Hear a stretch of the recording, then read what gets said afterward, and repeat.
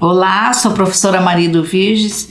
Estou aqui, pais, para conversar com vocês mais um pouquinho sobre a criança autista, a criança que faz parte do transtorno do espectro autista. Nós vamos falar hoje, as dicas que nós vamos falar hoje é sobre algumas alterações sensoriais. Aquela criança que tem dificuldade de perceber os sons, se exalta com sons mais altos. E assim nós vamos falar um pouquinho como reconhecer essa criança, como olhar para essa criança e o que fazer, pais. Porque muitas vezes eu vejo pais que falam assim, mas professora, mas eu não sei o que fazer. Então, se seu filho é uma criança jovem e você busca entender o desenvolvimento do seu filho, vamos questionar um pouquinho, vamos falar um pouquinho sobre como é seu comportamento, que às vezes é diferente, como é a sua comunicação, que muitas vezes é diferente. Então, nós precisamos conhecer essa diferença da nossa criança, se ela faz parte do espectro autista ou não faz parte do espectro autista. Então, como entender a nossa criança autista e o desenvolvimento dessa criança. Diante dessa narrativa, de tudo aquilo que eu estou falando agora, podemos auxiliar você, pai, a interpretar as situações que muitas vezes você não sabe o que fazer. Então, hoje, fiquem atentos, porque nós estaremos auxiliando a interpretar muitas vezes situações do dia a dia seu que você não sabe o que fazer. Você não sabe como é que seu filho, por que seu filho está fazendo aquilo. Então, vamos ver. O seu filho tem alterações, tem déficits de interação social e comunicação, e bem como ele tem interesses e atividades repetitivas. Tudo bem? Então vamos ver. Vamos lá, vamos observar. Primeira coisa, seu filho tem um fascínio visual por luzes ou objetos que rodam. Fascínio, tá? Vamos ver lá? Ele tem uma resposta diferente a sons. Às vezes sons muito baixos, ele fica alterado. Às vezes sons muito altos, ele se mantém alterado. Às vezes um som que você não consegue perceber, você nem sabe de onde vem, ele se altera. Então tem uma resposta diferente aos estímulos sonoros. Às vezes, vamos lá, apresenta indiferença à dor. Ele cai, ele não chora. Ele se machuca, ele não chora. Ele às vezes está, o tempo esquentou e ele está com uma blusa de frio, mas ele não tira. Então você nota uma indiferença à dor, ao frio, ao calor, aparenta essa indiferença. Ou às vezes ele tem uma hipersensibilidade a texturas. Isso daqui, essa blusa me incomoda, essa pulseira que ele tem, que às vezes está nele, incomoda. Então tem uma hipersensibilidade, quer dizer, bastante sensibilidade a texturas, a cheiros, tá? A barulhos. Então você nota que tem uma hipersensibilidade, às vezes pouca sensibilidade. Às vezes você pode pôr o que for com ele, você apresentar para ele todas as texturas e ele se mantém, o quê? Com um nível de hipossensibilidade, pouca sensibilidade. E às vezes tem interesses comuns aos ambientes. Ele chega assim, ele observa ou corre atrás do ambiente e anota às vezes uma sujeirinha, um pedacinho de linha que está lá no canto da sala. Interesses incomuns. Tudo isso nós podemos observar, diante de todos esses relatos que eu estou dando, que eles têm alterações sensoriais. E agora? Como proceder? Como verificar por que dessas alterações sensoriais? Faz parte do espectro. Então, todas essas alterações sensoriais faz parte do espectro. E isso afeta o comportamento. Então, para tanto, ele tem um comportamento diferente, ele tem um comportamento que muitas vezes as pessoas acham, peraí, mas ele se porta desse jeito, ele entra num ambiente, ele vai atrás de uma linha pequenininha e tantas coisas outras estimulantes que são importantes e ele vai atrás de um fiozinho de linha e às vezes ele não consegue ficar vestido, às vezes ele se incomoda com as luzes, com os cheiros. Tudo isso determina a dificuldade dele sobre integração sensorial. Com isso, o processamento dele sensorial é diferente. Observamos isso muito no dia a dia. Às vezes as famílias relatam para mim coisas diferentes do seu filho. Quer dizer, afetam o comportamento dele. E com isso, a gente observa, nos horários das refeições, ele tem uma seletividade alimentar, ele gosta de um alimento sempre feito da mesma forma. Ou às vezes no prato só pode ter alimentos de uma determinada cor, uma indisciplina durante as refeições. Então tudo isso denota uma alteração sensorial. Muitas vezes o horário de dormir, ele não tem horário de dormir, ele mantém dificuldades de pegar no sono. Muitas vezes ele chora demais para dormir, tem um sono agitado. Tudo isso denota uma alteração sensorial. E às vezes fora de casa, às vezes ele vai para uma festa, ele vai para um parque de diversões e tem comportamentos diferentes e a família fica constrangida. Às vezes ele cria problemas diante de festas de família, diante de passeios que nós damos, diante de um passeio num parque, diante de um passeio de ônibus. Então ele tem comportamentos diferentes. Então tudo isso nós observamos que a criança tem alterações sensoriais e isso afeta o comportamento dela.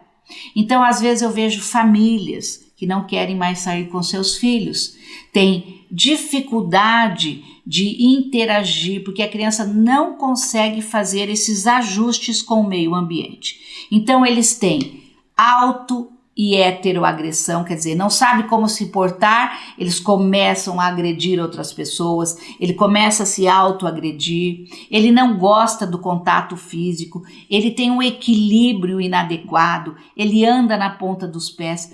Tudo isso são situações de comportamento por causa da sua grande dificuldade de fazer os ajustes com o meio ambiente.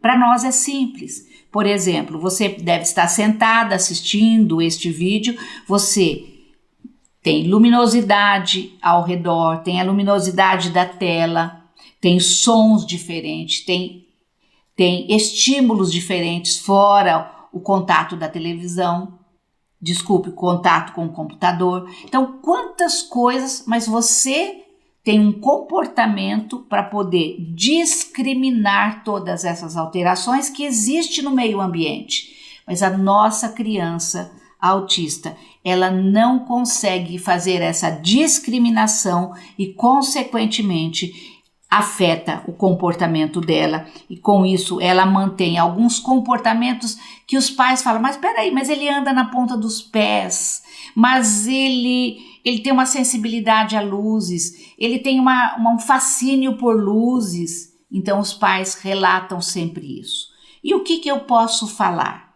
O que nós podemos fazer? Analisando com o relato todos esses de vocês, pais, nós podemos analisar esses comportamentos alterados da pessoa autista e nós chamamos isso, como eu já disse, de alterações do processamento sensorial. A criança autista não consegue descrever, apaga essa luz, tá? Diminua esse som, essa roupa me incomoda, essa comida tem um cheiro muito forte, ela não consegue discriminar, verbalizar, dizer o que está acontecendo com ela. Ela não consegue interpretar o mundo. Essa interpretação do mundo significa ela não consegue discriminar. Ela não consegue dizer, peraí, este som alto demais é o que está me incomodando. Este barulho que você está roncando do meu lado é que está me incomodando. Ela não consegue fazer esses ajustes. Isso nós chamamos ela não consegue interpretar este mundo sensorial. Então o mundo é feito do quê? O mundo é feito de sons, que é a parte auditiva, a parte visual, a interpretação do mundo visual, a interpretação do mundo olfativo, a interpretação do mundo gustativo e a interpretação deste universo tátil. Com isso, nós precisamos auxiliar a nossa criança autista, mas nós temos um filho com grandes alterações sensoriais e com isso, ela também tem uma grande dificuldade no seu sistema vestibular, que é a dificuldade de equilíbrio, tá? E também tem alterações no seu sistema proprioceptivo, que vem a ser a consciência corporal. Então, tudo isso precisa estar funcionando de uma forma harmônica. E a nossa criança tem essas alterações. Por isso que ela tem grandes dificuldades nas suas interações, na sua forma de se comunicar, e ela mantém um comportamento alterado. Então, e vocês questionam, por que, professora? O mundo do autista é muito intenso. Tudo para ele é muito intenso. Tudo para ele é desafiador. É um cérebro hiperagitado. Um cérebro que processa todas as informações, assim como diz Drauzio Varela, junto e misturado. Leva um aumento, se estão todos juntos e misturados, leva um aumento da sua atenção, da sua percepção e da sua memória. Então pensem bem, tudo que você está vendo, tudo que você está sentindo, tudo aquilo que você está ouvindo, ter uma atenção redobrada, ter uma percepção redobrada e uma memória redobrada. Como fica isso dentro da criança? Fica um mundo aversivamente intenso. Eu lembro de uma vez assistindo um filme chamado Carly Café, onde a menina não era verbal, mas ela escrevia todas as intensidades desse universo, e ela disse assim, que havia momentos que ela não conseguia controlar todo o universo sensorial e ela batia a cabeça. Ela necessitava daquele comportamento extremo de bater a cabeça, para que, como se tivesse assim, eu bato a cabeça para que este mundo que é tão intenso, que o meu relacionamento, meus ajustes com o mundo é tão intenso que eu preciso bater a cabeça para poder me organizar. Pensem bem num sujeito autista que precisa bater a cabeça para se organizar, que ele anda na ponta dos pés para se organizar. Então, com isso, este mundo intenso do autista é realmente o grande desafio nosso, pais, de poder organizar este mundo.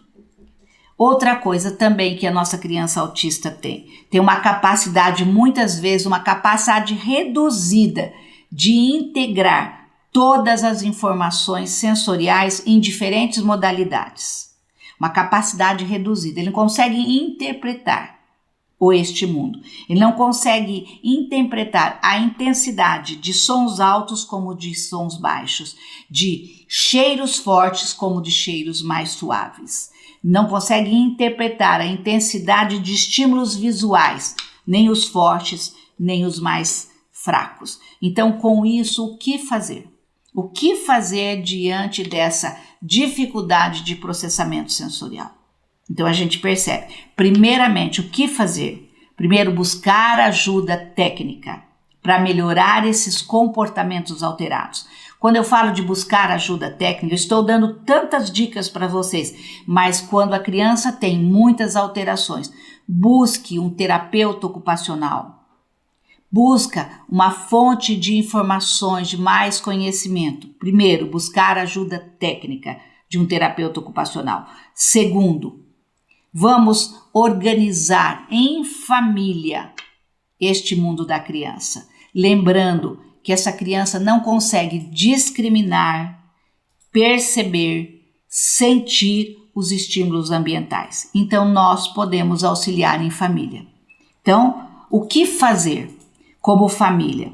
E quais os estímulos ambientais que existem? Apresentar para a criança todos os tipos para que ela possa perceber todos os tipos de sons, todos os tipos de luzes, todos os tipos de sensações, todos os tipos de informações táteis, odores, sabores, espaços físicos. Porque quando eu apresento essa diversidade, por exemplo, aqui eu tenho o mesmo instrumento,